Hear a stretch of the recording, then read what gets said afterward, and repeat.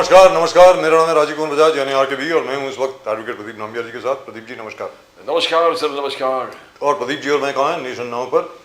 और nation now हमेशा हमेशा आपके साथ। आप सब लोगों को जय हिंद, जय महाराष्ट्र, जय भवानी, जय शिवाजी, वंदे मातरम। वंदे मातरम। भारत माता की जय, जय हिंद। जय Hind. To all our viewers in China, ni hao. To all our viewers in Japan, konnichiwa. Pradeep ji. Abario Kojabu to our viewers in East Africa, South Africa, the continent of Africa, wherever they speak Swahili. And in case you haven't subscribed to the channel, please do so. Channel को subscribe जरूर करें। Pradeep When ji. you click to the icon subscribe, you subscribe to the fastest growing channel of the nation, Nation Now.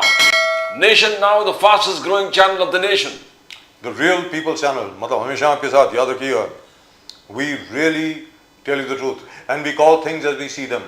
बहुत लोग ऐसे कहते हैं कि भाई क्या है ये चड्डी वाले हैं, मोदी जी के साथ हैं, कोई नक्सलाइट बोलता है, कोई कांग्रेसी बोलता है। मुझे बहुत खुशी होती है जब ऐसी बातें आती हैं। लेकिन फिलहाल one thing is there, of course we can always claim credit। Pradeep ji, बिल्कुल। आरा स्कूप 10 दिन पहले 11 दिन पहले बोला था You have been on the Pakistani U turn करेंगे, Yes, हिलेंगे, कहीं जा ही नहीं सकते साहब।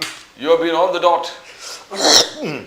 मतलब कहीं जा ही नहीं सकते, सीधी सादी बात है। Pakistan cricket board otherwise would suffer almost irreparable financial losses and loss of reputation and at least for 3 years no cricket। ये होने वाला था साहब।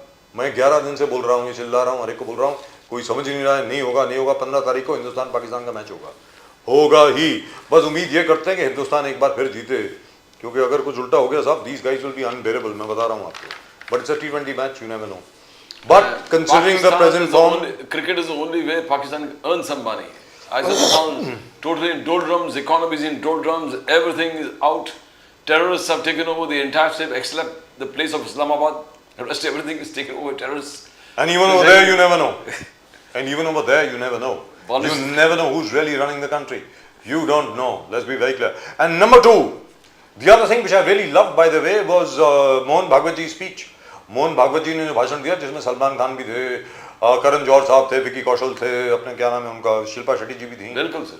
और मतलब इतना जबरदस्त स्पीच करेंगे, I think it was really fantastic, really and truly lovely, I really loved it. और उसके ऊपर राज ठाकरे साहब ने कुछ आपत्ति जताई है। उन्होंने कहा कि भाई मराठी के खिलाफ क्यों बोल रहे हैं, ये क्यों बोल रहे हैं, वो क्यों बोल रहे हैं। I don't know why, I don't see, I very even though Raj साहब is a very dear friend of mine and I really respect him. Mohan Bhagwat ji खुद महाराष्ट्र है भाई, मतलब वो मराठी के खिलाफ क्यों बोलेंगे? आपको भी ऐसा क्यों लग रहा है? ये I think somebody has been feeding राज साहब some wrong information. So I don't think what he said was regionalism और भाषावाद और प्रांतवाद एक जहर है, उसको इतना ज्यादा नहीं करना चाहिए। हम सब पहले हिंदुस्तानी हैं, ऐसा उन्होंने बोला। उन्होंने ये नहीं बोला कि अपने प्रांत के बारे में आपको गर्व नहीं होना चाहिए या अपनी भाषा का आपको गर्व नहीं होना चाहिए। जरूर रखिए, ऐसी क्या बात है। But I don't know why Raj Saab interpreted it that way. But then that's his identity. आप उस आइडेंटिटी को खत्म करना चाहोगे तो फिर there has to be some kind of retaliation. अब बचा कितना भी है, I mean whatever remains of UBT and RT, he has to gain ground on that. And if Mohanji, he's talked all Viksit Bharat, Atmanirbhar Bharat, all kinds of things that talks about uplifting the country towards 2047. और सबसे बड़ी बात उनकी मुझे जो लगी, मतलब जो भी राष्ट्रीय स्वयं सेवक संघ के साथ जिसका भी संबंध रहा है, उसके लिए तो नई बात नहीं है। शुरू से आज तक आरएसएस सिर्फ एक ही बात कहती है कि यार ये देखो कि तुम क्या कर सकते हो समाज के लिए, वो करो। अपेक्षा मत रखिए कि समाज आपके लिए क्या करेगा, क्या आपको कोई पद मिलेगा, क्या आपको कोई उपलब्धि मिलेगी, क्या आपको कोई मेडल मिलेगा, या आपको पद्म भूषण या पद्मश्री या पद्म विभूषण मिल जाएगा, ऐसा कुछ नहीं है। आप काम कीजिए, और वही शक्ति है संघ की। अगर देखा जाए, मैं तो प्रदीप जी शुरू से देख रहा हूं, जहां पर भी कोई आपदा होती है, जहां पर भी कोई डिजास्टर होता है, सबसे पहले संघ के लोग जाते हैं। मतलब whether it's Kerala, whether it is Tamil Nadu, whether it is Andhra Pradesh, whether it is Bhuj, जो अर्थक्वेक हुआ, जहां पर अर्थक्वेक हो, भूचाल आए, बाढ़ आए, कुछ आए, सबसे पहले संघ के लोग जाते हैं वहां पे। तो हमने तो खुद देखा है सर, ऐसी क्या बात। तो और हम भी थे, उसी में थे, ऐसी और चेंजेस भी मोहन भागवत जी एडमिट किए। पहले चल के जाते थे, फिर बस में जाते थे, और टिकट संभाल कर रखते थे रिफंड के लिए। आजकल बड़े बड़े गाड़ियों में आने लगे हमारे स्वयं सेवक। और तो छोड़िए, फिल्म स्टार भी आने लगे, फिल्म स्टार भी आने लगे। लेकिन वो तो इसलिए आए क्योंकि मोदी जी की सरकार है, तो आए हैं, मतलब अपनी हाजिरी। That was a very fantastic tactical जबरदस्त था कि सलमान खान जैसे व्यक्ति it sends a real message जो मोहन भागवत जी बार बार कह रहे हैं कि RSS is inclusive of all religions. Well, it's a very, her very- चीज समाइए आप आरएसएस में, हर व्यक्ति, हर रिलीजन, धर्म के लोग इसमें ऑलरेडी इनवाइटेड है, आप जुड़िए। And Salman Khan attending gives a right message across the nation. All I'm saying it's a great outreach, and I hope it continues. That's all that I'm saying. It's a great outreach towards everybody living in India. और भारत के जितने भी लोग हैं वो अगर साथ में आए तो बहुत अच्छी बात है। और तीसरी चीज़ क्या है कि अभी ऑपोजिशन ने तो भैया वो नो कॉन्फिडेंस मोशन लेकर के आए हैं स्पीकर साहब के साथ, स्पीकर साहब के खिलाफ। एक तो वो है, और तीसरी चीज़ जिसके ऊपर मैं बड़ा खुश हूँ प्रदीप जी, क्या है कि India European free trade agreement हुई, उसके एकदम बाद ट्रम्प साहब के साथ एग्रीमेंट हो गई। भले ही उसमें लोग न जाने कुछ भी निकाल लें कि ये नहीं है, वो नहीं है, वो नहीं है, वो नहीं है। अरे भाई देखो, गिव एंड टेक होता है यार, कोई भी एग्रीमेंट होती है उसमें गिव एंड टेक होता है ना, सीधी सादी बात है। अगर आज आप कहेंगे जैसे हरसिमरत कौर जी ने कहा कि जब से फॉरेन एप्पल्स यहाँ पर आने शुरू हुए हैं, न्यूजीलैंड के, ऑस्ट्रेलिया के, जापान के, वहाँ से जो एप्पल्स होते हैं वो ऑरेंज एप्पल का उन्होंने मिक्स बना करके बनाया है, तो उसके बाद क्या हुआ है कि हिंदुस्तानी एप्पल बिकने बंद हो गए। ऐसा नहीं है, बिकते हैं सर। हिमाचल से, कुल्लू से जितने भी सेब आते हैं, कश्मीर से जितने भी सेब आते हैं, एक्सपोर्ट भी होते हैं और बिकते भी हैं। ऐसा है sir, quality speaks for itself. मेरा ये कहना है this is a window of opportunity, it's an interconnected world. आज की तारीख में आप इन आइसोलेशन नहीं रह सकते प्रदीप जी। Sorry, आपको अपने प्रोडक्ट की क्वालिटी बढ़ानी पड़ेगी। लाइसेंस राज खत्म हो गया है। That's it. Now let's go straight across to our guest. I think they've been waiting for some time. Let's go straight across to him. लेकिन मैं तो बोलना शुरू करता हूँ, बंद नहीं होता हूँ।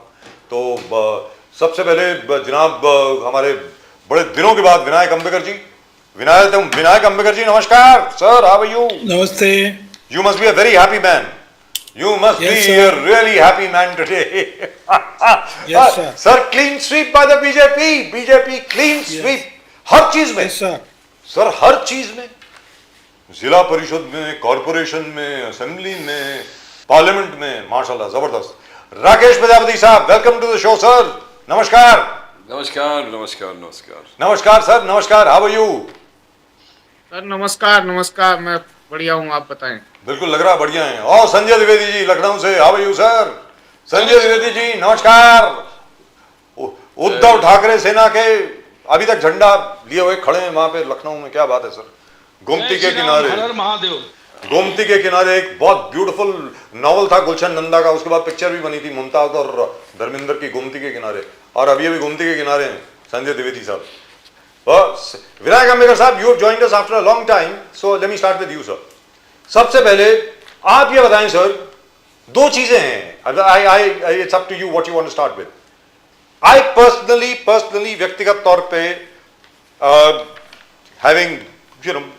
having a smattering of economics a little bit, etc. I'm really and truly happy for what's happening as far as the Indian economy is concerned with regard to all the free trade agreements that we've had with various countries. क्या है sir, लोग कहते हैं कि भाई 0% हुआ करता था, पहले 4% हुआ करता। Sir, it's a changed world. आज की तारीख में दुनिया बदल गई है। मेरी समझ में आज की तारीख में हमारे जितने भी मैन्युफैक्चरर हैं, प्रोड्यूसर्स हैं, इन्वेंटर्स हैं, इनोवेटर्स हैं और फार्मर्स हैं, उनके लिए एक बहुत बड़ा अवसर है सर। अगर मैं गलती कर रहा हूं तो आप उसका सुधार कर दें sir. We have to improve our products, we have to bring them up to an international level so that we become indispensable. आप बताएं सर, अगर मैं गलत बोल रहा हूं तो बोलिए अंबेकर साहब प्लीज। एकदम सही बोले हैं आप, कोई गलत नहीं बोले हैं। बेसिकली जो अपॉर्चुनिटीज़ है, जो संधियां है, वो ज़्यादा उपलब्ध हो गई है। पहले यूरोपियन यूनियन के साथ और बाद में अमेरिका में टैरिफ वॉर का जो चल रहा था वो सेटल होने के साथ। वैसे भी आप देखें तो जब अमेरिका ने 50% ड्यूटी का ऐलान किया था, उस क्वार्टर में भी, यानी जनवरी में अमेरिका ने यह किया था, जनवरी के पहले, मगर वो जो दिसंबर एंड का क्वार्टर है उसमें अपना अमेरिका ने टैरिफ ज़्यादा बढ़ाने के बाद में फिर भी अपना एक्सपोर्ट बढ़ा था। तो अमेरिका के ऊपर हम एक्सपोर्ट के लिए ज़्यादा डिपेंडेंट नहीं है। ये जो यूरोपियन यूनियन का हुआ है उसमें जो अच्छी चीज़ है कि जो लेबर इंटेंसिव प्रोडक्ट्स है उसको यूरोपियन यूनियन एक्सेप्ट करेंगी और जो हाईटेक प्रोडक्ट्स है या हायर एंड कॉस्टली गुड्स है वो भारत उसको एक्सेप्ट करेगा जीरो टैरिफ पे। तो ये दोनों के लिए विन विन सिचुएशन है और ये बहुत अच्छा कदम है। और अमेरिका भी हमारे इंटरेस्ट जो थे वो अटके हुए थे फार्मर्स में और मच्छीमारों में और दुग्ध उत्पादकों में, तो ये तीनों को सेफगार्ड करते हुए हमने उनका ये सेटल किया है। तो वो दोनों भी चीज़ अपने इकोनॉमी के लिए बहुत अच्छी है। Pradeep You know, ji, Ambedkar साहब, democracy and economics go together. Economic growth is already laudatory जो मोदी साहब कर रहे हैं, पर लोकतंत्र को भी संभालना पड़ेगा। राहुल गांधी जी जिस प्रकार से पार्लियामेंट में राहुल गांधी जी को बोलने नहीं देते, लोकसभा में बोलने नहीं देते, और लोकसभा में जो 3-4 महिलाएं कांग्रेस के एमपी थे उनको उनके बारे में defamatory content, defamatory statement that going to attack prime minister Modi, Lok Sabha speaker, no confidence motion. क्या लोकतंत्र को बचाना भी मोदी साहब का काम नहीं है? अंबेडकर साहब, लोकतंत्र राहुल गांधी के कुछ काम करने से बचेगा ऐसा लगा है क्या आपको? तो राहुल गांधी तो लोकतंत्र के बड़े हत्यारे हैं। फॉरेन में जाके भारत की लोकशाही के बारे में, डेमोक्रेसी के बारे में वो जो गलत बयानबाजी करते हैं और उनको वहाँ से जो गाइडेंस मिलता है उस हिसाब से यहाँ पे आके जो एक्टिंग करते हैं, तो उसमें क्या है लोकतंत्र का सवाल आता है। उनको खुद को लोकतंत्र पता नहीं है और मान्य भी नहीं है। हाथ में कोई किताब लिया कॉन्स्टिट्यूशन का तो बड़ा लोकतंत्रवादी हो गया, ये आपका गलत फहमी है। उनको खुद का जो अभिमान है वो उनके हर एक्टिंग में दिखाई देता है। और वैसे तुम भाजपा का कोई भी नेता चुनो, मोदी जी को भी चुनो, तो वो बहुत गरिमा से रहते हैं। तो जिसको गरिमा नहीं है, जिसको गरिमा क्या होती है ये पता नहीं है, अपने हाथ में पुस्तक लेके वो कारपो ये संसद के बाहर कैसे घूमते थे वो आपने देखा है। वो एक सांसद को शोभा देता है क्या? सांसद की गरिमा को शोभा देता है क्या? तो लोकतंत्र का और राहुल गांधी का दूर दूर से कोई संबंध नहीं है। और राहुल गांधी को जब उनको चर्चा करनी है तो जो पार्लियामेंट के नियम है, जो नियम माननीय पीठासीन अध्यक्ष जी बता रहे थे, उस नियमों के अनुसार जरूर चर्चा करें।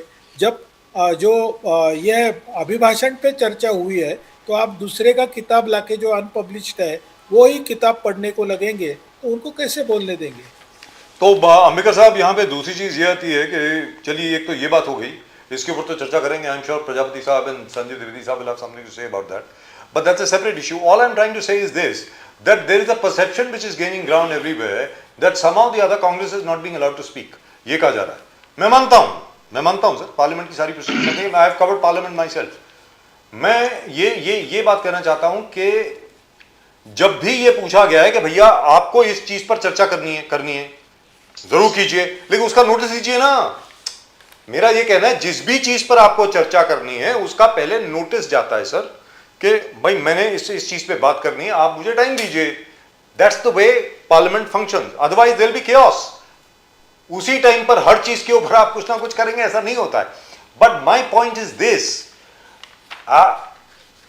मेरी समझ में वेरी फ्रैंकली, अगर मान लीजिए राहुल गांधी जी या कांग्रेस के लोग जो है वो जनरल नरवणे साहब की किताब के ऊपर इतना ज्यादा एम्फेसिस ना दे करके वास्तविकता में एक एक चीज के ऊपर अगर चर्चा करते तो सबके लिए ज्यादा फायदा होता। मुझको ऐसा लगता है we would have had a very constructive, very good discussion on everything, including the trade deal, including the India-US, India-US, India EU, India-Australia, India-New Zealand, India-UK trade deals, and now I believe we are in the month of May, by April, May, we'll have a great free trade agreement with Canada as well. आपको लगता नहीं है sir कि perhaps Mr. Rahul Gandhi is not being well advised? What do you think, sir? He is definitely not well advised, he is ill advised। और मेरे हिसाब से वो एडवाइस के आगे भी जाके खुद का भी दिमाग से कुछ भी गलतियां कर रहे हैं। ये सेशन था, बजट सेशन था, बजट प्रेजेंट किया गया, बजट के ऊपर उनको चर्चा करनी है। जब उनका कहना है, बाहर जाके वो प्रेस कॉन्फ्रेंस लेके कहते हैं कि India is a dead economy, जबकि पूरी वर्ल्ड की जितनी भी संस्था है, आर्थिक संस्था जो वेल नोन है, वर्ल्ड ओवर रिकॉग्नाइज्ड है, वो सब बोल रहे हैं कि भारत ये दुनिया की सबसे बड़ी बहुत गति से, ज़्यादा गति से बढ़ने वाली अर्थव्यवस्था है। तो ये चीज़ उनको समझ में जो आती नहीं है, वो गलत विषय पे चर्चा करना चाहते हैं। और he wants to establish himself as a, क्या बोलते हैं ना आपके इसमें रहते हैं कि ये जो ब्रेकिंग न्यूज वाले लोग जी, रहते जी। हैं, वैसा वो खुद को ब्रेकिंग न्यूज वाला रिपोर्टर समझते हैं, ऐसा मुझे लगता है। Right, so let me go across to Rakesh Prajapati साहब. राकेश प्रजापति साहब, no confidence motion against the speaker. Speaker साहब के खिलाफ नो कॉन्फिडेंस मोशन, आपको लगता है जस्टिफाइड है सर? ओम बिरला साहब के खिलाफ नो कॉन्फिडेंस मोशन, बताएं सर प्लीज. प्रजापति साहब. देखिए राजीव जी, ये ये माना कि ओम बिरला जी भाजपा से चुनाव जीत करके आए हैं जी. और भाजपा के सदस्य हैं, भाजपा के कार्यकर्ता हैं, भाजपा के नेता हैं, लेकिन आज वो जिस संवैधानिक पद पर बैठे हुए हैं, उस संवैधानिक पद पर बैठने के बाद उन्हें भाजपा से मोह त्याग देना चाहिए। लेकिन पूरा देश देखता है, पूरा विश्व देखता है कि किस तरीके से ओम बिरला जी बाइज्ड रहते हैं। जैसे ही कोई विपक्ष का नेता खड़े होकर के बोलने का चाहेगा तो तुरंत ही उसे जैसे टीचर डांट करके डपट करके बिठा देता है, वैसे ही बिठाने का काम करते हैं। लेकिन वहीं दूसरी ओर सत्ता पक्ष के लोग कुछ भी करते रहें, कुछ भी बोलते रहें, कोई फर्क नहीं पड़ता। यही तो ओम बिरला जी थे, कटुआ, कटमुल्ला, आतंकवादी, न जाने कैसे कैसे शब्दों का इस्तेमाल सदन के अंदर हुआ था, सदन के अंदर हुआ था।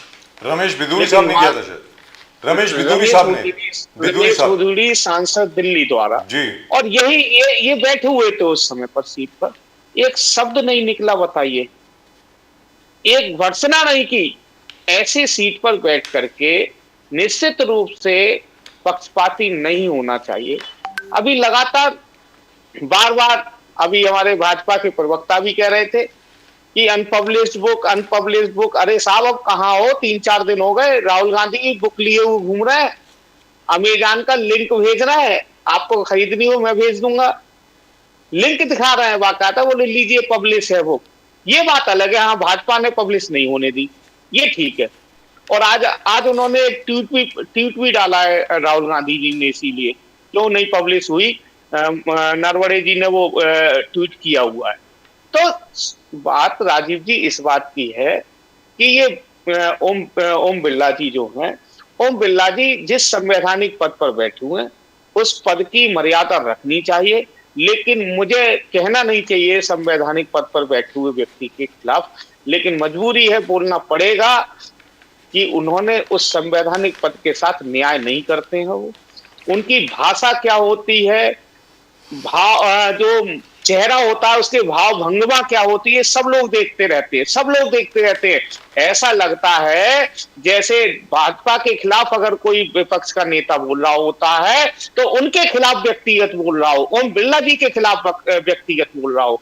और वहीं पर दूसरी ओर भाजपा का कोई नेता विपक्षी नेताओं के खिलाफ कुछ बोलता है तो चेहरे पर बड़ी मुस्कुराहट होती है, अजीब सी स्माइल होती है, वाह भाई वाह वाह। ये दोहरा चरित्र ओम बिरला जी का पूरा देश देखता है। आप भी देखते होंगे, मेरी बात से शायद बस भाजपा के ही लोग सेटिस्फाइड ना हो, बाकी पूरा देश सेटिस्फाइड हो जाएगा कि उनके चेहरे की भाव भंगिमा किस तरीके से बदलती रहती है, हमेशा बदलती रहती है। जैसे ही विपक्ष का व्यक्ति बोलेगा अपने आप ही आंखें भौएं चढ़ जाएंगी, और जैसे ही कोई भाजपा का नेता बोलेगा चेहरे पर मीठी तो मीठी सर, ये नो कॉन्फिडेंस मोशन से फायदा क्या होगा? तो ये नो कॉन्फिडेंस मोशन जो लेकर के आए हैं उससे फायदा क्या होगा सर? क्योंकि नंबर्स तो है नहीं, नंबर नहीं है, ये बात राशिद जी मैं आज ही एक्सेप्ट कर ले रहा हूँ, मुझे भी परिणाम मुझे भी पता है, ठीक है ना, परिणाम मुझे भी पता है। लेकिन कम से कम जो सत्ता दल में बैठे हुए लोग हैं, सत्ता दल के जो बैसाखियां हैं सत्ता दल की, उन बैसाखियों पर शायद उनकी आत्माएं जीवित हो जाए, उनकी आत्माओं में थोड़ी सी जागृति आ जाए, इसीलिए सोच रहे हैं कि ये भाई देखिए सीधी सी बात ये है। डॉक्टर प्रजापति साहब, नहीं लगने मगर हर चीज को जो अच्छे हैं लोग पूरे देश इंडो यूएस ट्रेड डील को कराए, very successful experiment, not only experiment, wonderful thing जो मोदी साहब ने दिया, mother of all deals along with European union, father of all deals with US America. मगर अखिलेश यादव जी का हर चीज, बजट का आलोचना, आप कह रहे कि अखिलेश यादव जी कह रहे हलवा, ये जो हलवा ट्रंप खाएगा, हलवा बजट का हलवा यूएस के लोग खाएंगे, फिर क्या US trade deal anti farmer, America के किसान, यूएस के किसान खुश है, वो मुनाफा कमाएंगे। तो क्या हर चीज में आलोचना करना जरूरी है डॉक्टर प्रजापति साहब? प्रदीप जी, मैं आलोचना नहीं कर रहा हूं, मैं थोड़ी बहुत गणित पढ़ी है, ठीक है ना, थोड़ी बहुत गणित पढ़ी है, मुझे बस इतना बताइए 0 ज्यादा होता है या 18? काउंटर प्रश्न आप हमेशा करते हो। मैं इसलिए मैं गुगली नहीं फेंक रहा हूं, मैं सिर्फ इसलिए करता हूं सर, दीदी बुरा ना माना लेकिन वो आया नहीं करें ना। इस चीज को। हाँ। सर उसके डिटेल तो आने हैं ना सर अभी। हाँ, क्योंकि इतना तो सब लोग जानते हैं, 0 कम होता है, 18 ज्यादा होता है। अब इस पर आलोचना करें या ना करें, ये एक छोटा मोटा कक्षा एनसी का बच्चा बता देगा, एनसी का बच्चा। लेकिन भाजपा के लोगों को समझ में नहीं आती, अंधभक्तों को समझ में नहीं आती। ये अच्छा, ये मैं गलत कह रहा हूं तो बताइए, राष्ट्रीय अध्यक्ष जी गलत कह रहे हो, अध्यक्ष जी गलत कह रहे हो, विपक्ष के लोग गलत कह रहे हो, मैं तो सीधा सा, हम ज्यादा कुछ जानते ही नहीं है। 18 ग्रेटर देन 0, 18 0 से ज्यादा होता है। हमारी चीजों पर 18% लगेगा, बाहर उनकी चीजों पर 0% लगेगा। आखिर जीत किसकी है? आखिर जीत किसकी है? अन्य देशों से कंपैरिजन मत करिए साहब, अन्य कंपैरिजन करेंगे तो मैं फिर कंपैरिजन करूंगा कि भारत किस किस चीज में किस किस इंडेक्स पर है। बताइए भारत पॉपुलेशन में किस इंडेक्स पर है, बताइए भारत एक्यूआई में किस इंडेक्स पर है, बताइए भारत पर कैपिटल इनकम में किस इंडेक्स पर है, बताइए भारत एजुकेशन पॉलिसी में कितने इंडेक्स पर है, बताइए भारत की कौन सी यूनिवर्सिटी एक टॉप 100 में भी है। आप दूसरे देशों से तुलना करेंगे तो इन चीजों की पहले तुलना करके बताइए मुझे। बताइए भारत में टेक्नोलॉजी कौन से इंडेक्स तो नंबर पर है, राकेश प्रजापति जी, बताइए ना। छोटा सवाल, इंडेक्स की बात करते हैं तो सर इंडेक्स छोटा की सवाल अगर पूछ बात लूं? नहीं करते हैं तो जब दूसरे देशों से आप यहाँ पर तुलना कर रहे हैं, टैरिफ की प्रोफेसर तुलना साहब, कर रहे हैं, पाकिस्तान से कर रहे हैं, श्रीलंका से कर रहे हैं, बांग्लादेश से कर रहे हैं, तो इन चीजों में भी तुलना करिए ना, फ्रांस से, जर्मनी से, ठीक है, रूस I से, agree with चाइना you. से, Okay, sir. जर्मनी से, इटली I से, agree with you, sir. Britain से, करिए ना। ओके, सो अब एक सवाल पूछ लूं सर आपसे प्रोफेसर साहब, छोटा सा सवाल पूछ लूं सर आपसे। सर अमेरिका की सिलिकॉन वैली जो है वो इंफॉर्मेशन टेक्नोलॉजी, आर्टिफिशियल इंटेलिजेंस और क्वांटम कंप्यूटिंग में दुनिया में सबसे आगे है। They are the ones that is the engine for driving information technology, artificial intelligence and quantum computing. I am talking about Silicon Valley in the USA. 78% of all Silicon Valley companies are being run by Indians from here. So irrespective of where our universities stand, in whichever index you are talking about, हम लोग कुछ ना कुछ तो अच्छा ही कर रहे होंगे ना सर। हमारी यूनिवर्सिटीज जो लोगों को प्रोड्यूस कर रही हैं, कुछ ना कुछ तो अच्छा ही कर रही होंगी सर। कि आज जितनी भी टॉप 100 फॉर्च्यून 500 में लोगे तो बहुत बड़ा हो जाएगा। मैं तो फॉर्च्यून 100 की कंपनीज की बात कर रहा हूं, उसमें भी 52% of all CEOs are Indians who have passed out of our colleges sir. और तीसरी चीज, इसरो की अगर आप बात कर लें सर, इसरो में आपको मालूम है आज की तारीख में हमारे आईआईटी का कोई भी नहीं है। अंबेकर साहब, you would know this, do you know हमारे सारे regional engineering colleges, local engineering colleges, Indian institute of science, वहां के लोग हैं। और आज की तारीख में नासा जो अमेरिकन एजेंसी है, that depends on ISRO for the launch of 50% of its satellites. तो कहीं ना कहीं तो हम अच्छा ही कर रहे होंगे ना प्रजापति साहब, बोलिए प्लीज सर। सर राजीव जी, आपका क्वेश्चन बिल्कुल ठीक है, मैं अप्रिशिएट कर रहा हूं, इस चीज को मान भी रहा हूं कि हाँ हमारे अंदर ब्रेन है ना सर? ये तो ब्रेन है ना, ये पर्सनल ब्रेन है। नो, मैं सर देखिए मैं सर मैं इंफ्रास्ट्रक्चर criticize प्रोवाइड किया है ना करूंगा। उसके लिए सरकार आपके ने। आपके क्वेश्चन को क्रिटिसाइज करूंगा, आपके क्वेश्चन को क्रिटिसाइज इसलिए करूंगा सर, इंडिविजुअल ब्रेन को आप कहीं नहीं ले जा सकते। सर मैं उसकी बात नहीं कर रहा हूं, नहीं ये सर सर ये सर सारे जो मैं आपने सर हो सकता है कि मैंने ये- सर हो सकता है कि मेरे समझाने में गलती हुई हो सकता है। सर 1947 के बाद जो एजुकेशन सिस्टम की साइंस और टेक्नोलॉजी को लेकर के नींव रखी गई हिंदुस्तान में, ये उसका नतीजा है। It is the evolution of that sir.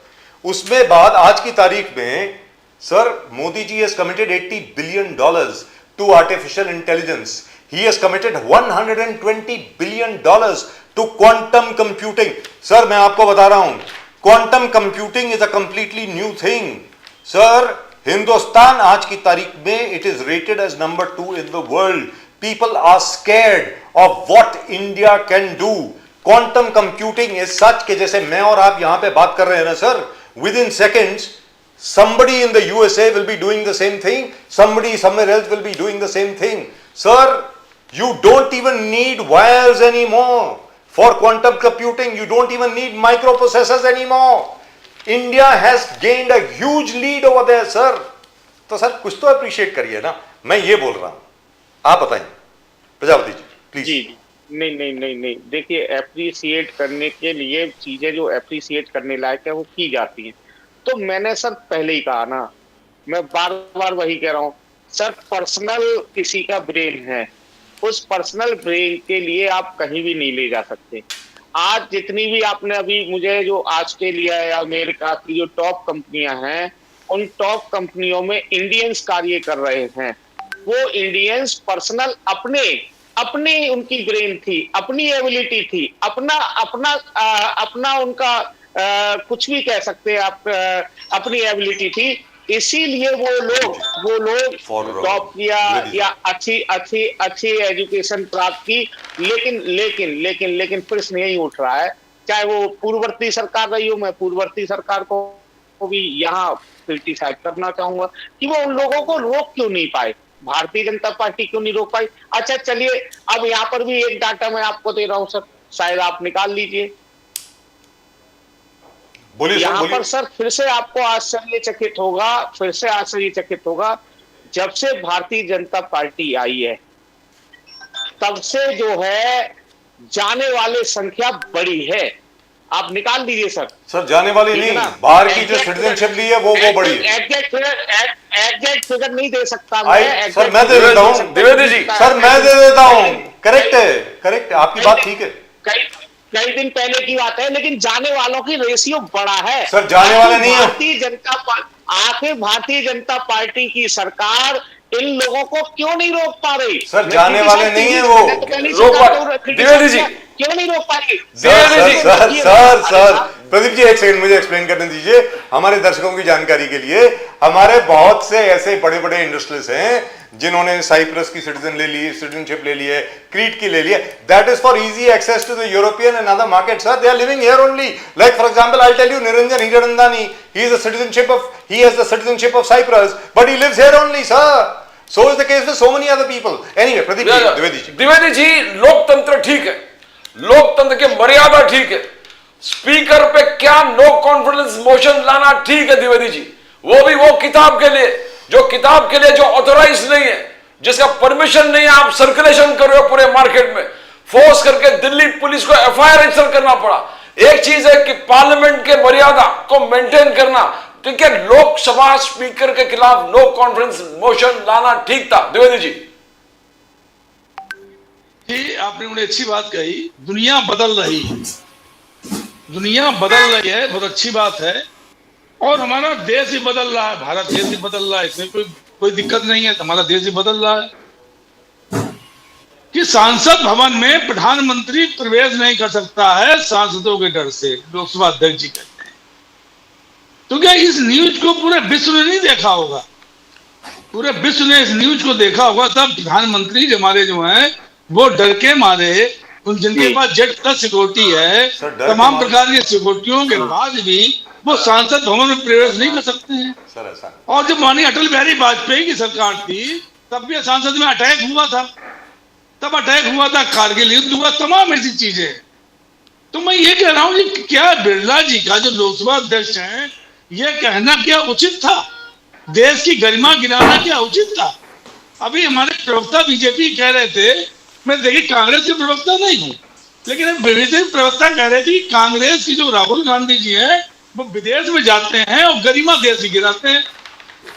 तो मैं एक चीज पूछना चाहता हूं बीजेपी के प्रवक्ता से, आप लोगों से, कि जब प्रधानमंत्री जी जाते हैं और कहते हैं देश के बाहर कि साहब इस देश में पैदा होना एक गुनाह है, पैदा होकर हम शर्मिंदा है, तो यह भारत में रहकर कभी कभी कुछ कहते हैं, कभी तमाम चीजें कहते हैं जो आप सबको पता है, मैं ज्यादा बड़ी चर्चा नहीं करूंगा।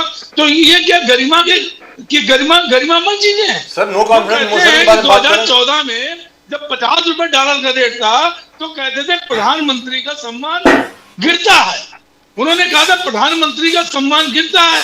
तो क्या दुनिया 14 नहीं बदली थी? जब $50 में डीजल था, पेट्रोल था, 400-450 में हमारे गैस सिलेंडर थे, तब क्या दुनिया नहीं बदल रही थी? तब विरोध करने वाले सबसे पहले वाले कौन थे?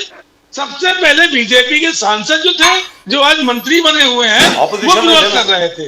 अगर आज देश में 2014 के बाद 2026 में अगर 100 रुपए में डीजल है और 1000 रुपए में गैस सिलेंडर है, तमाम चीजें आप जो आपकी दाल चीनी वगैरह जो सब्जियां हैं या जो दालें हैं, जो रोजमर्रा की चीजें हैं जिनको लोग गरीब और मध्यम वर्ग इस्तेमाल करता है, उन चीजों में अगर महंगाई बढ़ रही है और एक तरफ आप कह रहे हैं सब बहुत अच्छा हो रहा, क्या 2047 के बाद 1947 के बाद जब देश आजाद हुआ तो क्या कोई चीज आगे नहीं बढ़ी? क्या जो प्रधानमंत्री रहे हमारे देश में, उन्होंने किसी समझौते पे सिग्नेचर नहीं किए क्या सिग्नेचर ना करके अगर उन्होंने इस देश को आगे नहीं बढ़ाया क्या? तो अगर कोई समझौता हो रहा है और देश अगर फायदा हो रहा है तो उससे बढ़ाई करेंगे।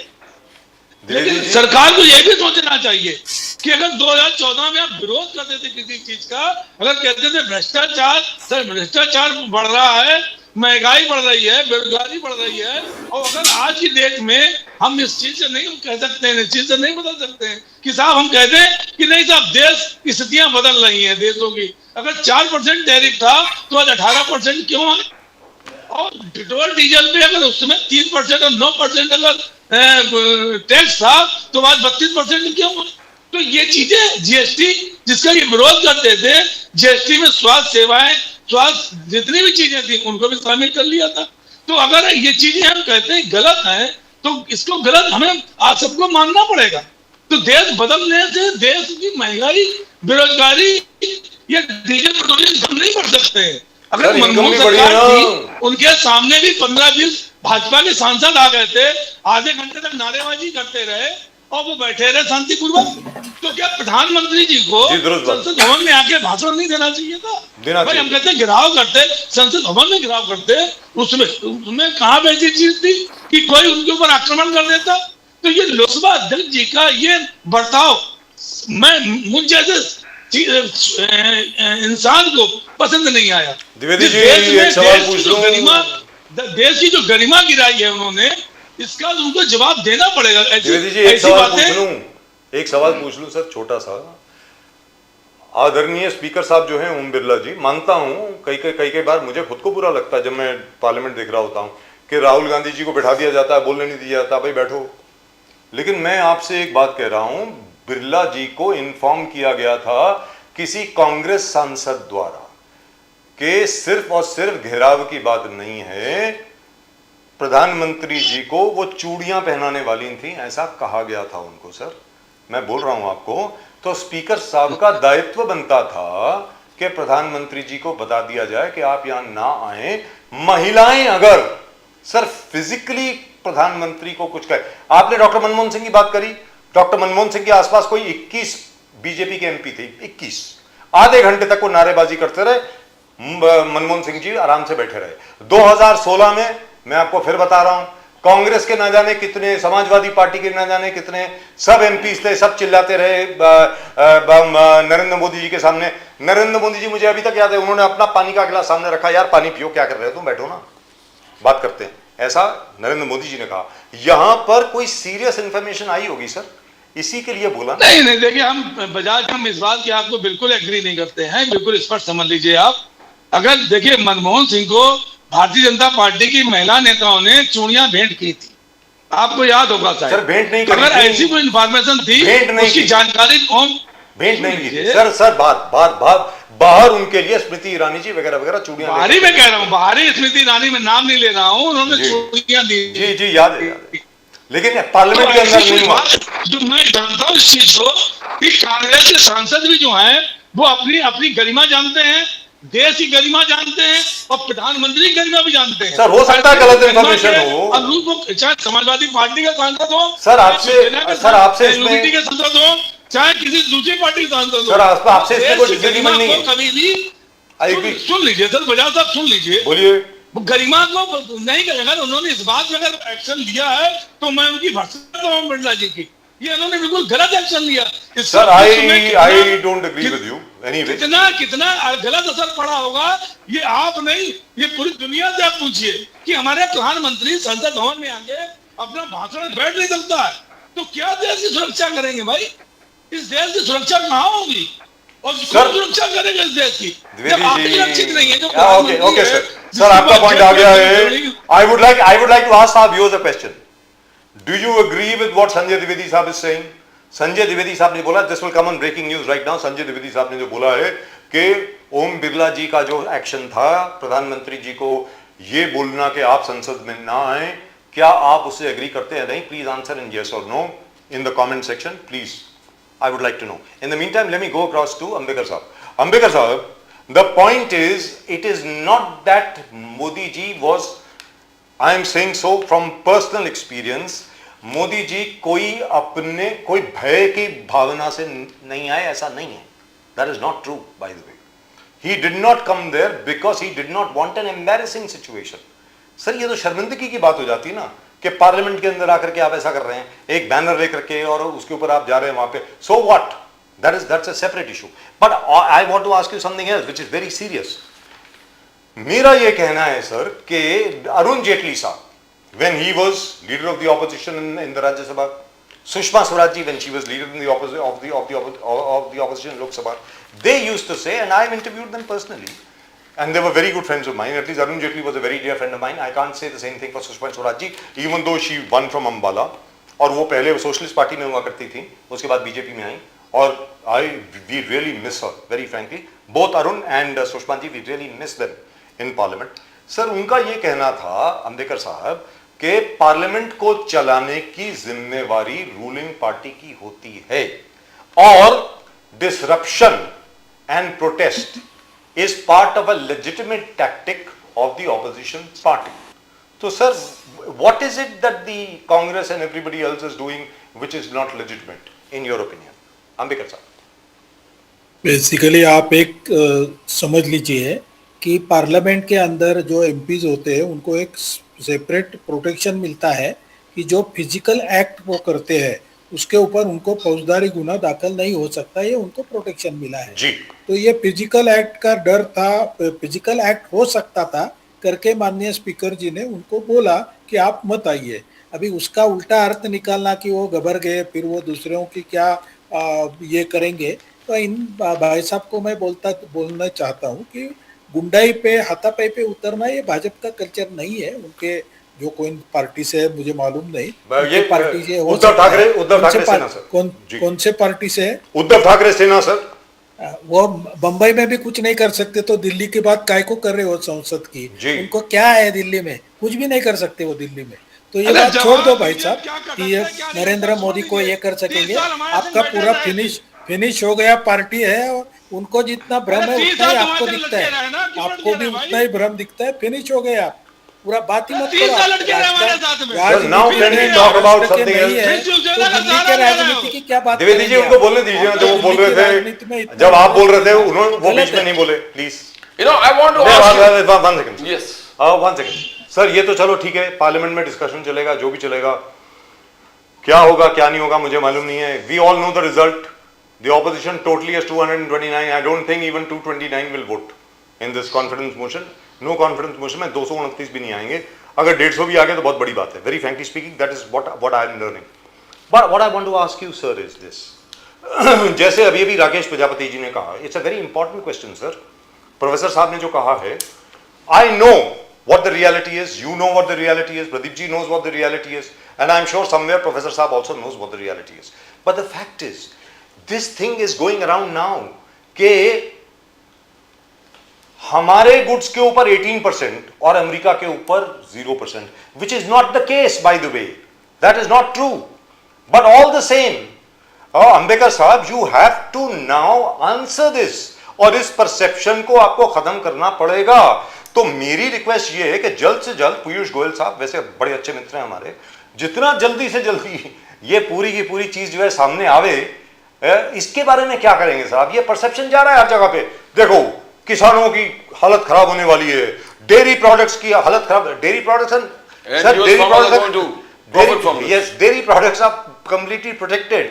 By the way, our shrimp exports to US have 0% tariffs.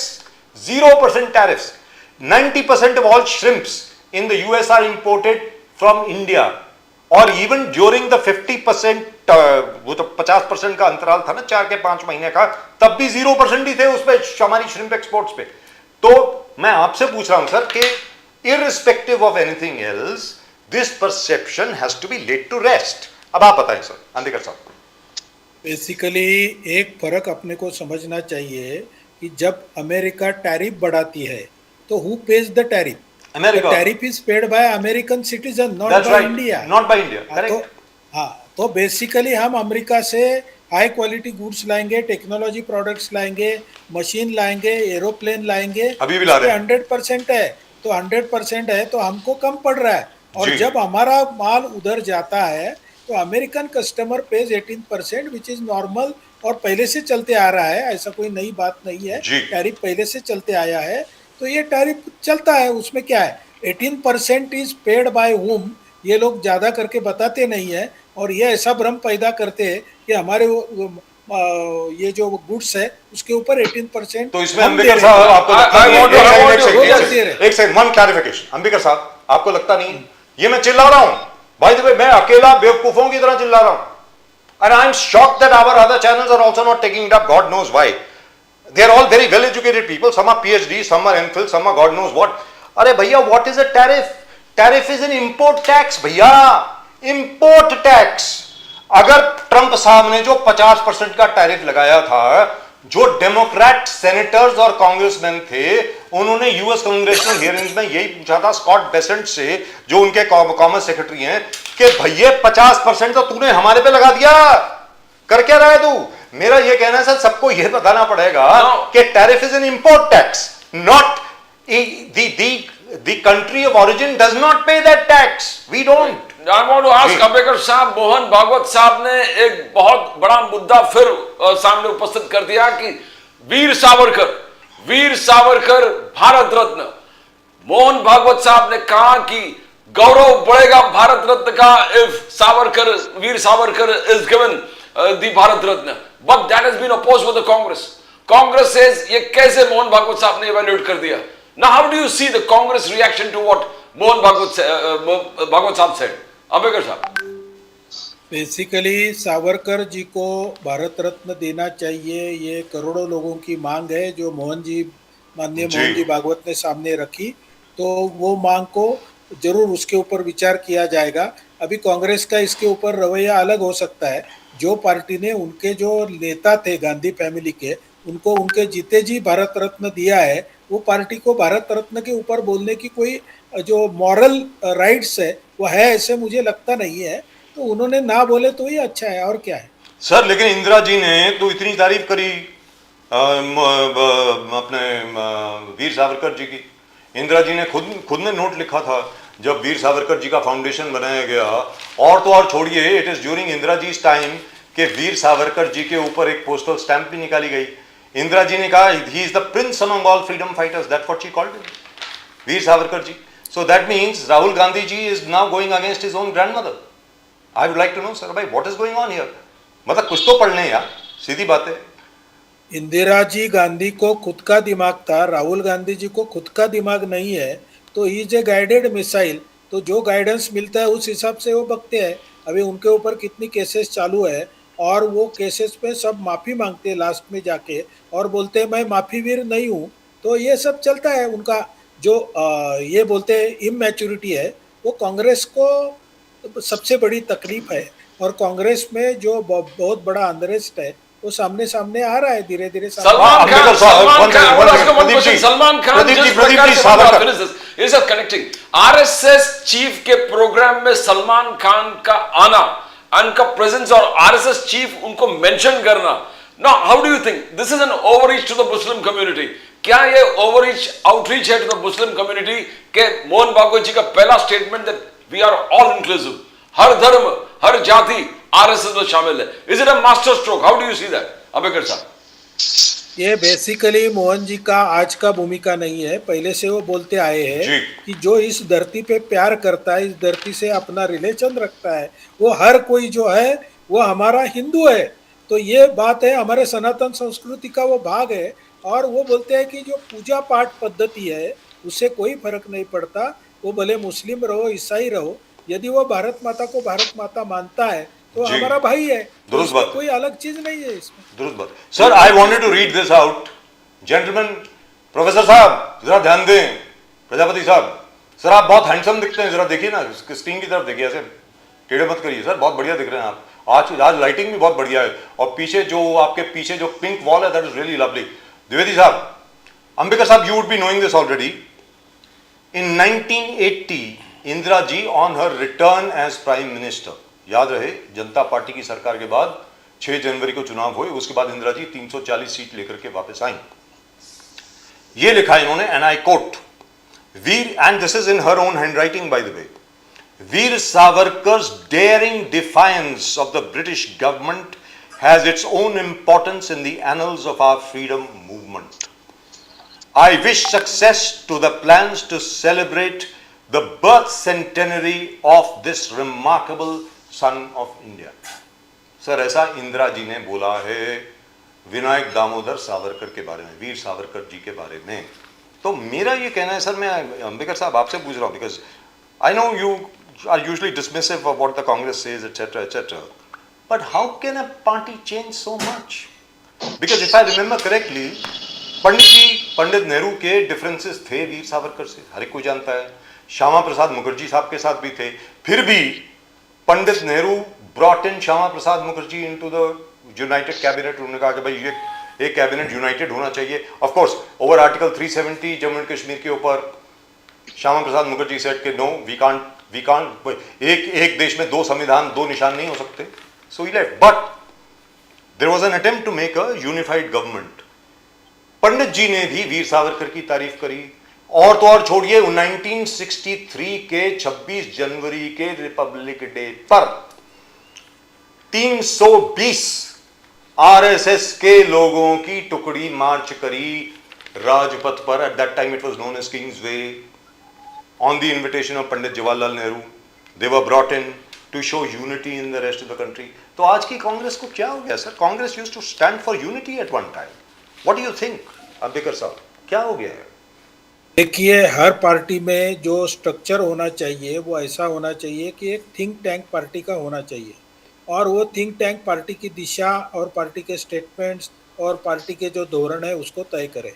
अभी क्या हो गया है कि जो कांग्रेस में G23 ग्रुप है, वो ग्रुप में सब जो इंटेलेक्चुअल लोग थे वो लोग चले गए और उनको पार्टी हाईकमांड ने पार्टी के दैनंदिन कारोबार से बाजू हटा दिया। वो लोग नाराज है, आज वो खुलकर सामने नहीं आते हैं।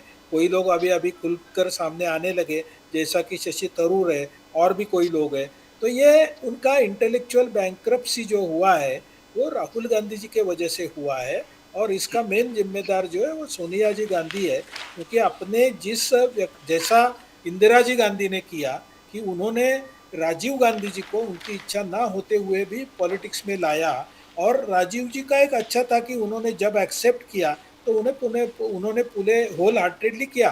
गलत किया सही किया इसका एनालिसिस हो सकता है, मगर he was sincere in his efforts. अभी ये देखिए, उनका जो लड़का है उसके पास 10 साल तक सत्ता थी, तो सत्ता चलाने के लिए उसने कोई काम किया क्या? कुछ भी नहीं किया। उन्होंने 10 साल में क्या काम किया?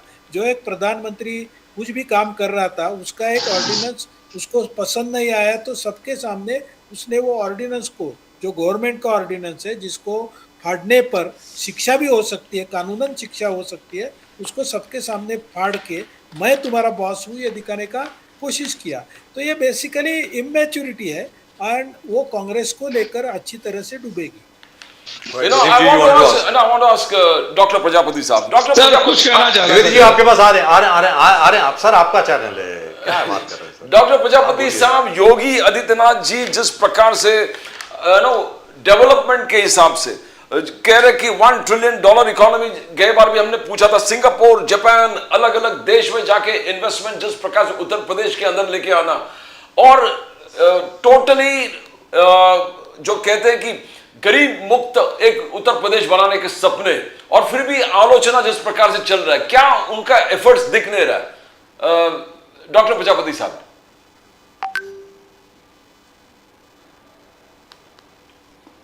डॉक्टर साहब आवाज नहीं आ रहा। प्रदीप जी, हाँ, प्रदीप जी, ज्यादा इधर उधर की बात ना करके मैं तो 2-3 क्वेश्चन सीधे सीधे जानना चाहता हूँ तुरंत।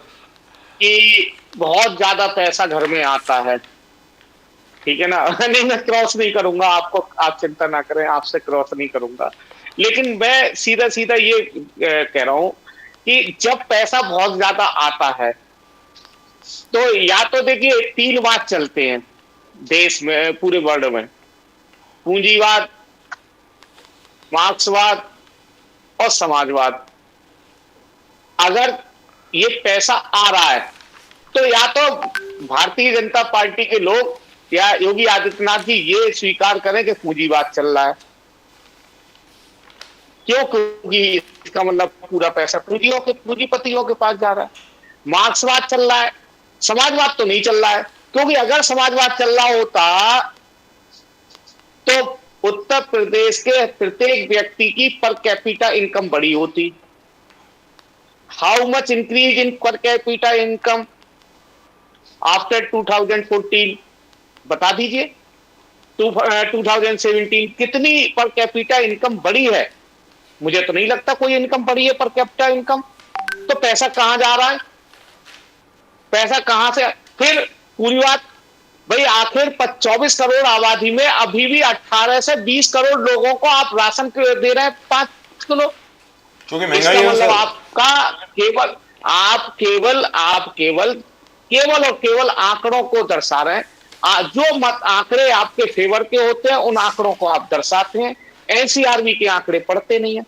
दूसरा, एक बहुत इंपॉर्टेंट बात चल रही थी वीर सावरकर की, मैं इस पर जरूर थोड़ा सा अपनी बात रखना चाहूंगा। बोलिए बोलिए बोलिए। वीर सावरकर का इतिहास में माफी वीर के नाम में भी, वीर नाम के आगे तो वीर जरूर है, लेकिन इनके नाम के पीछे माफी वीर भी है। माफी मांगने का, अंग्रेजों से माफी मांग रहे थे, लिख करके दे रहे थे अंग्रेजों के लिए कि नहीं साहब हमें कुछ सजा मत दीजिए, हम जो है स्वतंत्रता आंदोलन में भाग लेने वाले लोग नहीं है। ऐसे लोगों को तो भारत रत्न देने का कार्य किया जा रहा है। अब मैं एक क्वेश्चन करना चाहूंगा, आपको पता है स्वतंत्रता इतिहास का सबसे कम उम्र का हमारा सेनानी कौन था जिसने जो है स्वतंत्रता में भाग लिया? मेरे ख्याल से बहुत कम लोगों को जानकारी है इस चीज की। मात्र 13 साल 8 महीने का बच्चा जी, मात्र 13 साल 8 महीने का बच्चा, जिसका नाम था प्रजापति रामचंद्र विद्यार्थी, देवरिया का रहने वाला था। उस 13 साल के अबोध बच्चे को यह पता ही नहीं था कि आजादी कैसे होती है, कैसे मिलेगी। बस उसको तमन्ना थी देश आजाद हो गया। उस अबोध बच्चे ने 14 अगस्त की रात को देश पर तिरंगा झंडा लहराना था, सभी जगह, कचहरी, कोर्ट, जहां भी लहराना था। सबको पता है, सब जानते हैं 15 अगस्त को आजादी मिलनी थी, लेकिन 14 अगस्त की रात को 12 बजे तिरंगा, ब्रिटिश का झंडा हटाया गया और तिरंगा लटकाया गया था, ये सबको पता है।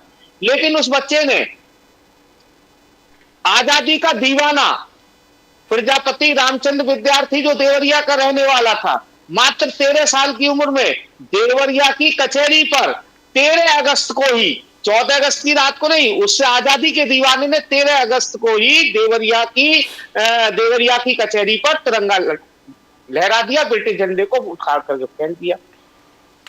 क्योंकि देश आजाद नहीं हुआ था, अभी 24 घंटे बचे हुए थे।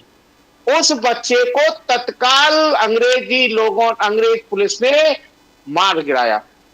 ऐसे व्यक्ति को आज तक भारत रत्न क्यों नहीं दिया गया? वीर सावरकर को भारत रत्न देंगे, लेकिन सर एक और भी है, सबसे आप भूल उम्र गए। कम के इतिहास को, सबसे कम उम्र के इतिहास के व्यक्ति को कहीं भी भारत रत्न देने की बात नहीं होती। क्यों नहीं होती? क्योंकि वो पिछड़े समाज से है, सर, वो बाजी राउत को most भूल गए backward आप। class के व्यक्ति क्लास से है, इसलिए बात नहीं होती। ये सर- इसलिए नहीं होती और कोई वजह नहीं है। सर, बाजी ऐसे राउत को व्यक्ति भूल को गए। मेरी मांग है सरकार से कि प्रजापति रामचंद्र विद्यार्थी को भारत रत्न दिया जाए। अगर वीर सावरकर को दिया जाए, उससे पहले अगर किसी को बनता है तो प्रजापति समाज के सबसे कम उम्र के भारत के सबसे कम उम्र के स्वतंत्रता सेनानी प्रजापति रामचंद्र विद्यार्थी को दिया सर जाए। 12 साल का बच्चा था उड़ीसा से, बाजी राउत, उसने मना कर दिया था अंग्रेजी, केवट था सर, केवट ओबीसी, उसने मना कर दिया था अंग्रेजी पलटन को बमानी रिवर को क्रॉस करवाने से। He was shot dead. He is considered the youngest martyr of the Indian freedom struggle. 12 साल का था बाजी राउत। ऐसे बहुत एग्जाम्पल्स हैं sir, I agree with you. ऐसे बहुत एग्जाम्पल्स हैं जिनको छुपाया गया, जिनके बारे में पढ़ाया नहीं गया। जैसे अभी जो प्रजापति समाज के बच्चे की जो आप बात कर रहे हैं, प्रजापति साहब, मैंने तो उसके बारे में कभी पढ़ा ही नहीं। आप मुझे बता रहे हैं, अब now I will do some research. मुझे मालूम नहीं था ये। I be very frank. मैं 15 फरवरी को उसकी जन्मभूमि पर जा रहा हूँ, देवरिया के स्मारक स्थल पर फैंटास्टिक बना हुआ है, सर। उसके सो लिए मैं जा इसका रहा हूं। मतलब ये हुआ कि you agree with the BJP. Bharatiya Janata party भी तो यही कह रही है ना कि अभी तक जो इतिहास लिखा गया है, ऐसे लिखा गया है कि जैसे और कोई था ही नहीं। सर, बंगाल के जितने भी लोग थे, हमारे बटुकेश्वर दत्त जी थे, और वो एक और बच्चा था बंगाल का जिसका मैं हमेशा नाम भूल जाता हूं, जो हंसता हुआ जाकर के फांसी पे चढ़ गया, 13.5 साल का था। और ऐसी लड़कियां भी थी सर, उनके नाम नहीं है। 1857 की लड़ाई को फर्स्ट वॉर ऑफ इंडिपेंडेंस की संज्ञा देने वाला कौन है? वीर सावरकर जी हैं। अलग Dwivedi ji 1857 sir, first war of independence. किसने बताया ये? अब तक तो हम 1964 तक म्यूटनी पढ़ रहे थे। ये it was a sipahi mutiny. It is Veer Savarkar who called it the first war of independence sir. Pradeep ji. Dwivedi ji, Savarkar issue में उद्धव बाला साहब ठाकरे एकदम कॉन्फिडेंट थे और कहा कि राहुल जी से मैं करता हूं, राहुल जी से कहता हूं कि सावरकर वाले इशू आप महाराष्ट्र में ना आके करें, बिकॉज सावरकर रिवर्ड है। महाराष्ट्र में लोगों को दिले में बसा हुआ एक शख्स है सावरकर साहब, तो यू कांट डू इट। तो क्या आप कांग्रेस के साथ हो? अब भारत रत्न सावरकर को देने वाली बात है, मोहन भागवत जी का कांग्रेस अपोज कर रहे हैं, आपका स्टैंड क्या होगा त्रिवेदी जी? प्रदीप जी, हाँ। विराज जी, बोलिए सर। सरकार किसकी है? हुकुम। प्रधानमंत्री कौन है? मोदी जी। मोदी जी। गृह मंत्री कौन है? अमित शाह जी। करेक्ट है। कर्पूरी ठाकुर जी को अभी भारत रत्न दिया गया तो किसी से पूछा गया, अटल बिहारी वाजपेयी को दिया गया या जिसको भी देना है? अगर वीर सावरकर को सिर्फ राजनीति न करनी हो इनको, और उनको अगर दे दें तो क्या कांग्रेस क्या विरोध करेगी? या तीन कानून लाए थे, काले कानून, तो क्या इतना विरोध के बाद भी ला दिए थे?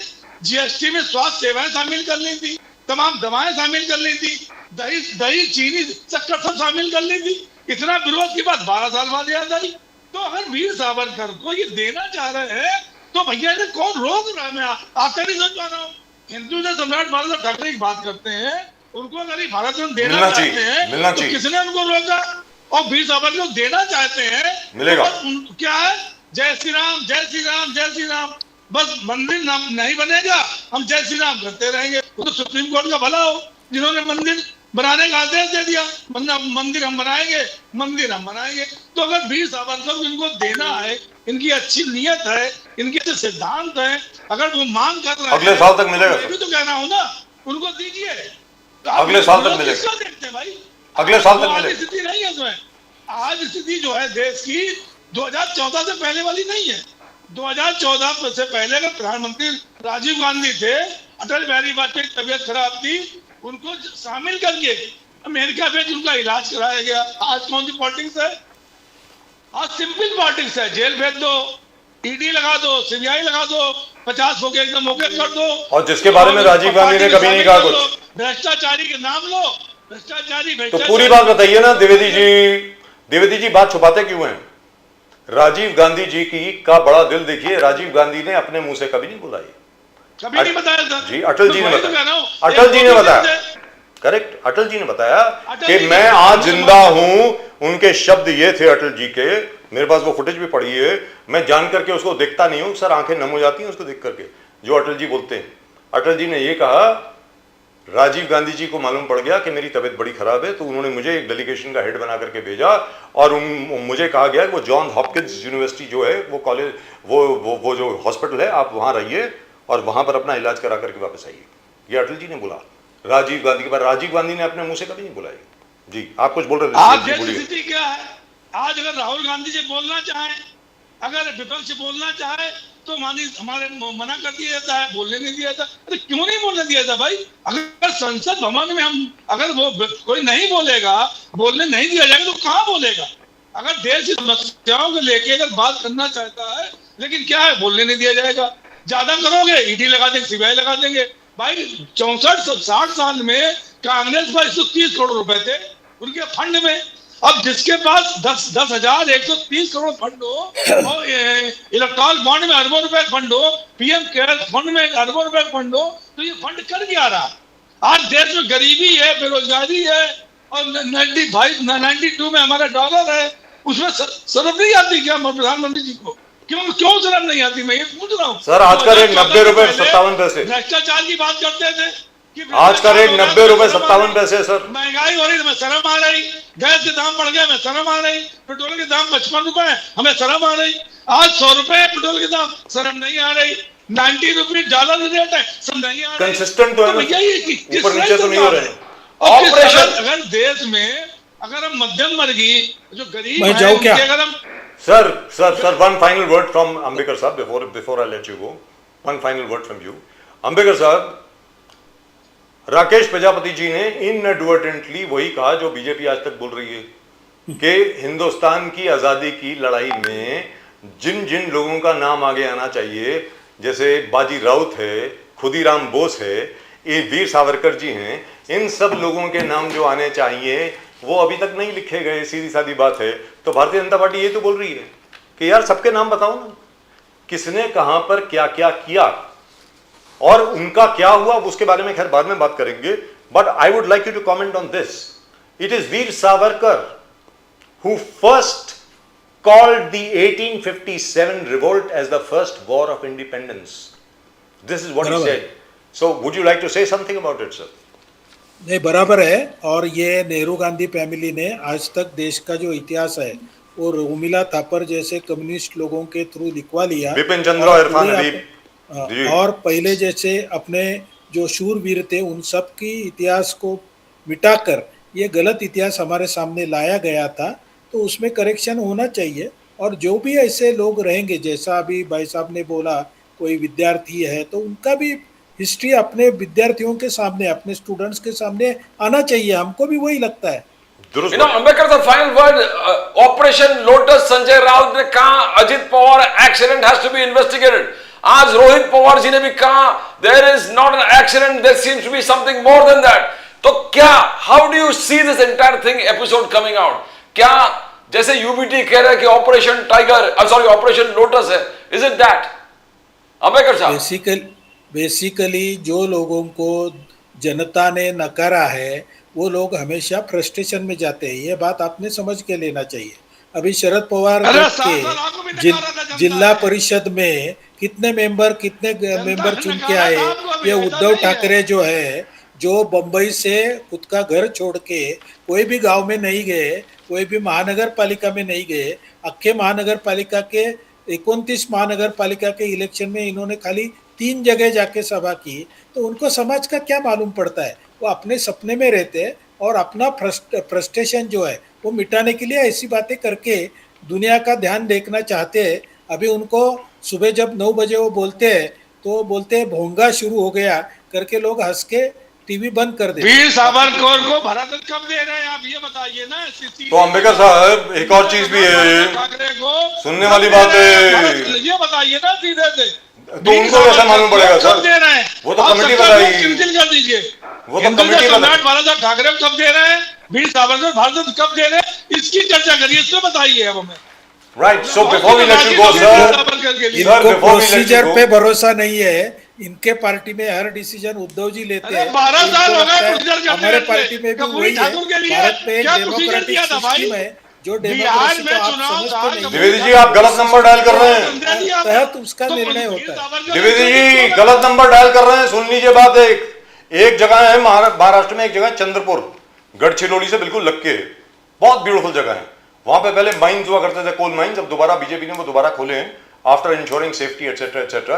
It is now going to become one of the most profitable places by the way in Maharashtra.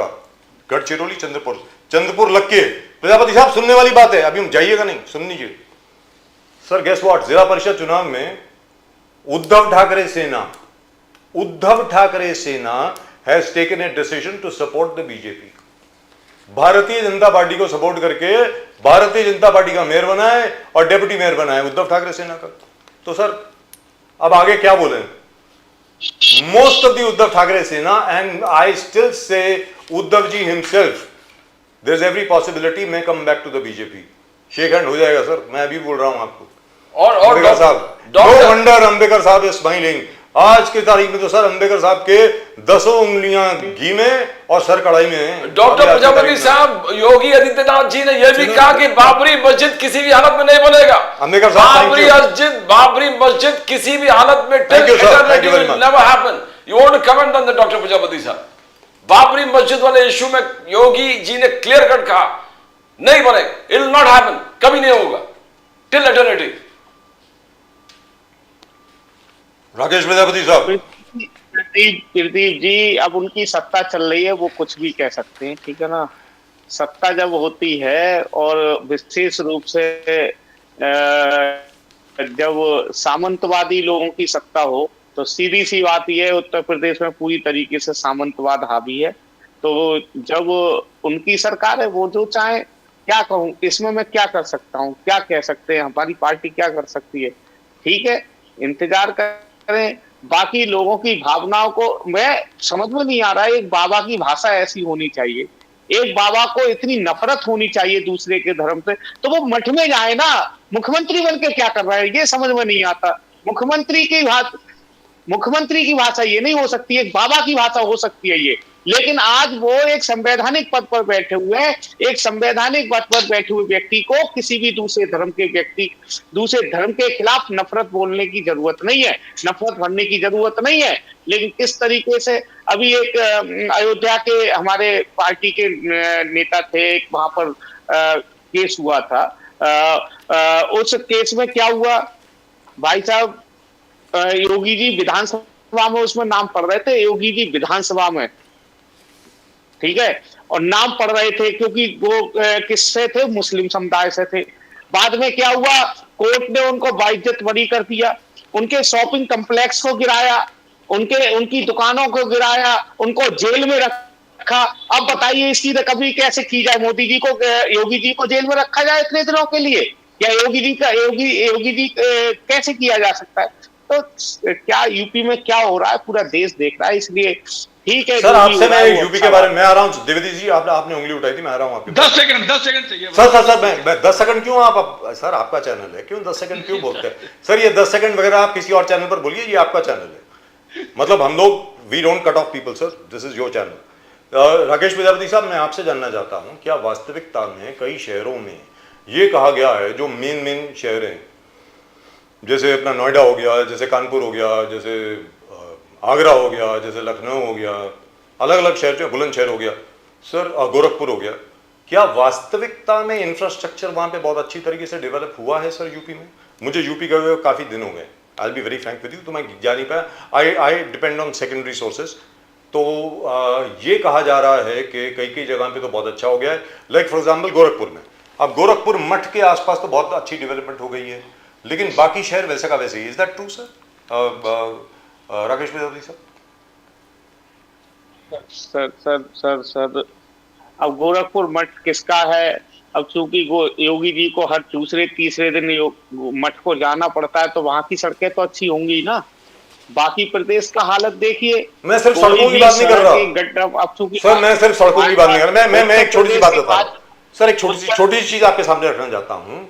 जब मैं गोरखपुर में, सर, मैं सूर्या में था, सूर्या इंडिया मैगजीन में, तब मैंने एक स्टोरी करी थी हरिशंकर तिवारी जी और वीरेंद्र प्रताप शाही के ऊपर, जो गोरखपुर के डॉन हुआ करते थे। 1983 की बात है।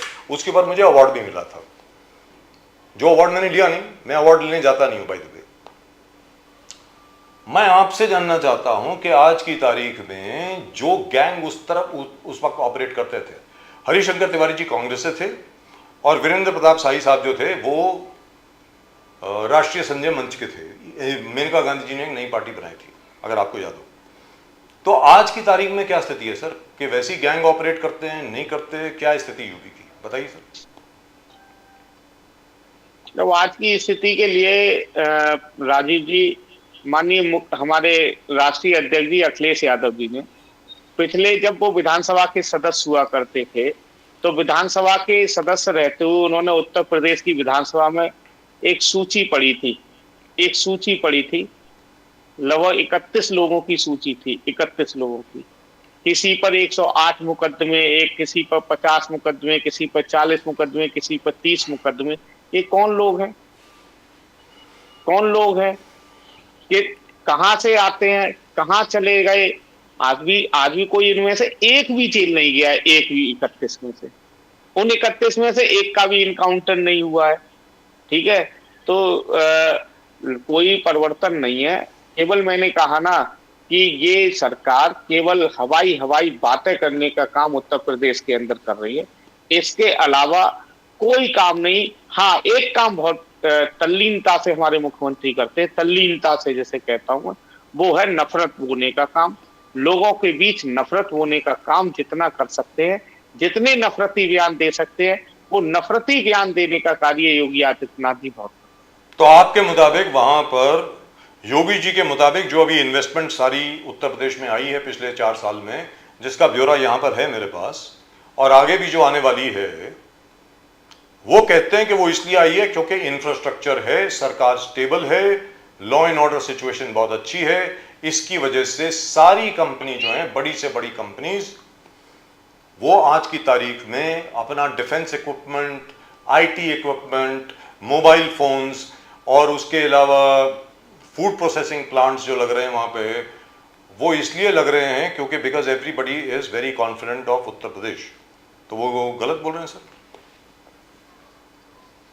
मैंने कई बार कहा सर ना, राजीव जी आपसे भी कहा है, एक बार जरा ग्राउंड रिपोर्ट पर आ जाइए।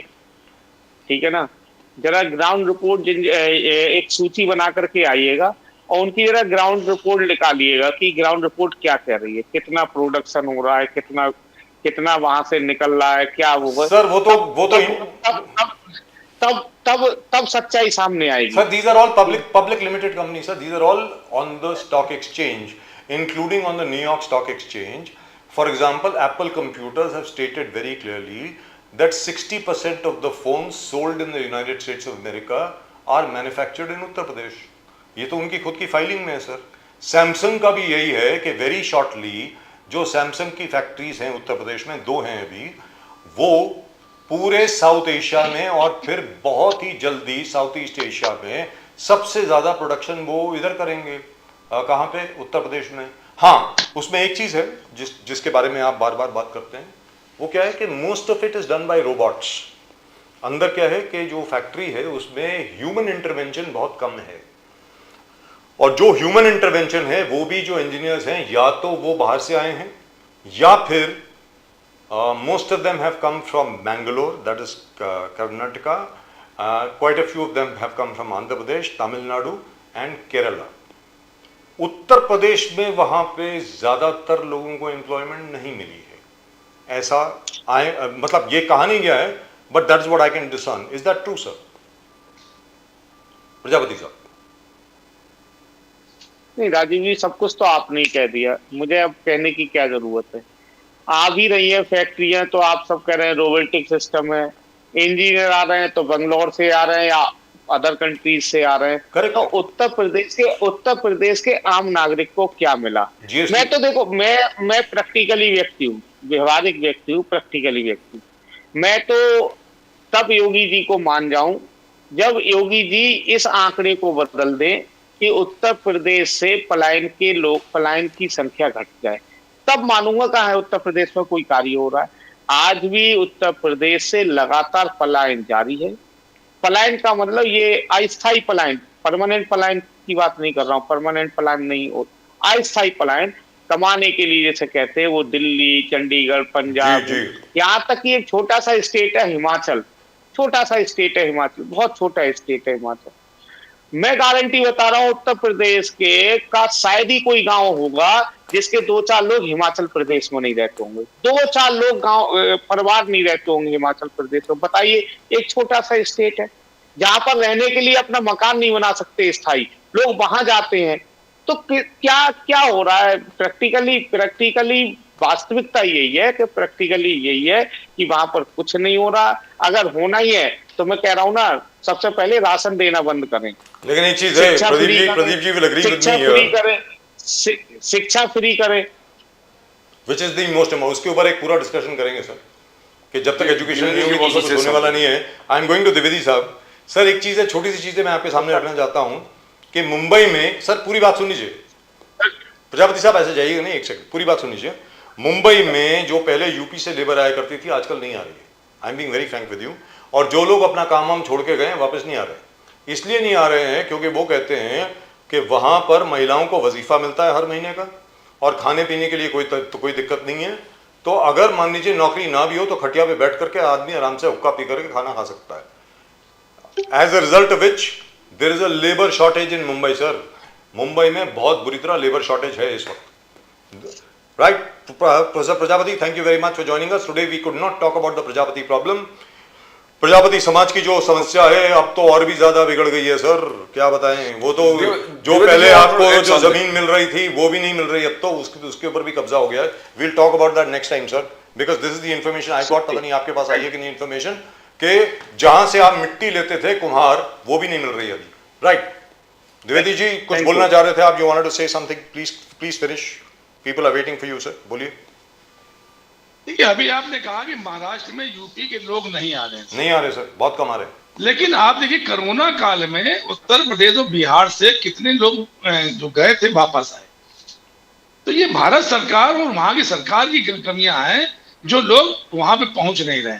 अगर पहुंच रहे हो, अगर जैसे जिस तरह से कोरोना काल में जो लोग, कितनी ट्रेनें भर भर के आई थी, आपने भी देखा होगा, हमने भी देखा है। तो कितने लोग थे उत्तर प्रदेश और बिहार के वहां पे।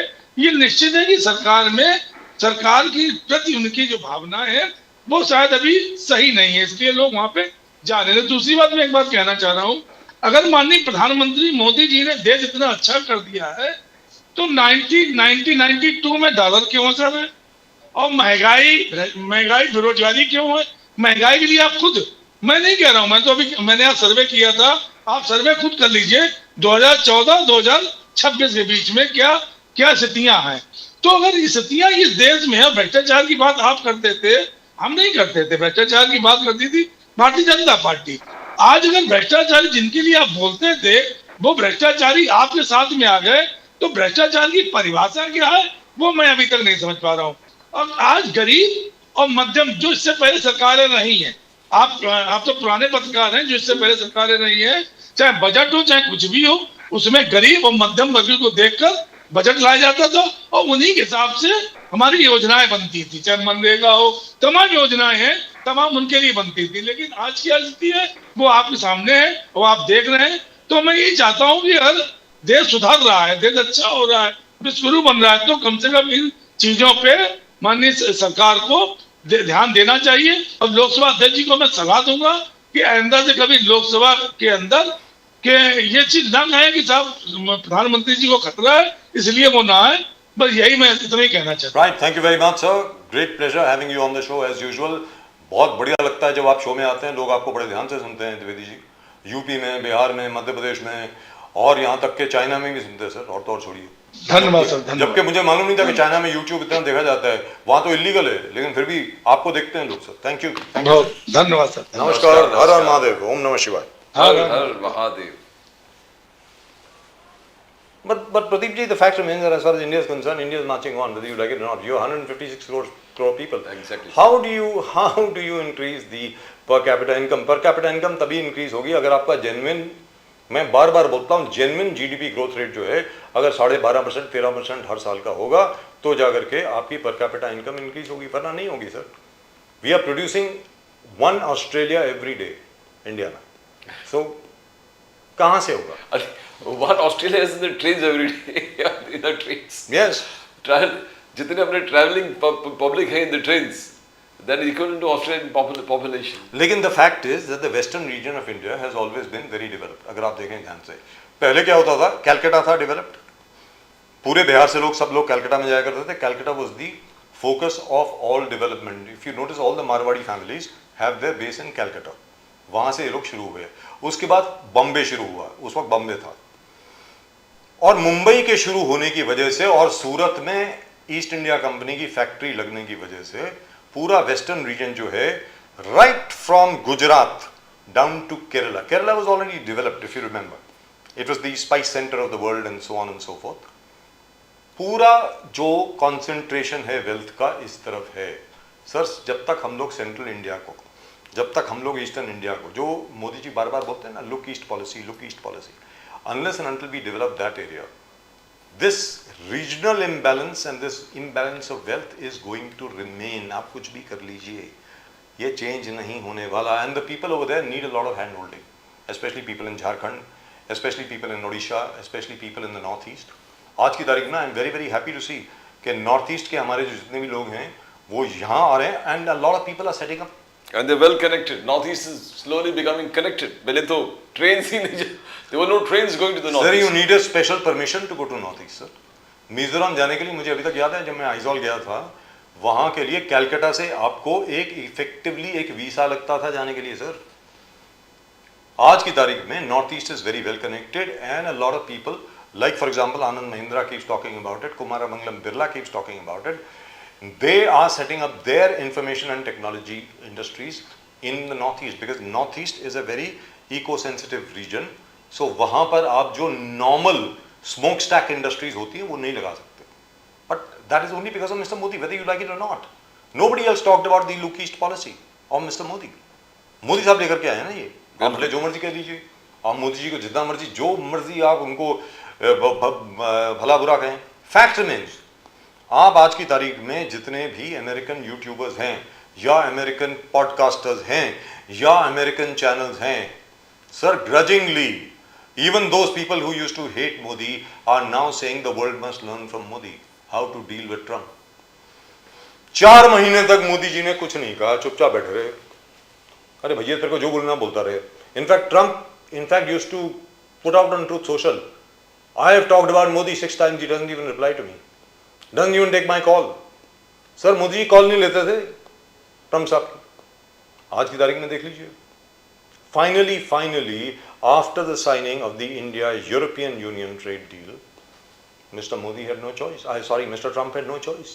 And today वही स्कॉट बेसेंट जो हिंदुस्तान के खिलाफ इतना बोला करता था, आज किससे मिल रहा है? जयशंकर साहब से। Doctor Jaishankar and he are meeting today, and what are they talking about? Security. What are they talking about? Intelligence sharing. और यहाँ पर मैं मानता हूँ हमारे जो फॉरेन पॉलिसी के हमारे जो XPR के जो लोग हैं, एक्सटर्नल अफेयर्स मिनिस्ट्री के जो PR हैं, उन्होंने क्लियर कट बोल दिया कि ऐसा कुछ नहीं हुआ, लेकिन एक्चुअली हुआ है। प्रदीप जी, बिल्कुल, मार्को रूबियो और अजीत डोवल साहब की मीटिंग हुई है और वहाँ पर उन्होंने एक एक चीज़ एक्सप्लेन करी है कि भैया तुम किधर जा रहे हो, ये देख लो, ये पाकिस्तान में अभी हो रहा है और ये चाइना में अभी हो रहा है, आगे ये लोग जो हैं। And then he pointed out something else, sir, of all the terrorist incidents that have taken place in the United States of America and in Europe, there is a Pakistani in at least 99% of them. 99% में एक न एक पाकिस्तानी है। अब आप इनके साथ जो करना चाहते हैं आप शौक से करिए, that is your choice, but don't expect us to support you in that, we can't do it. सीधी बात है सर। और आज की तारीख में जैसे शहबाज शरीफ साहब हैं, उन्होंने ट्वीट किया है आज इंडिया और पाकिस्तान का मैच होगा फरवरी 15 को, तो उसके पहले क्यों बोला भैया नहीं होगा? मतलब मेरी समझ के बाहर है। वो क्या देश है यार, किस किस्म का देश है? मतलब अजीब गरीब देश है वो। India is getting stronger and stronger.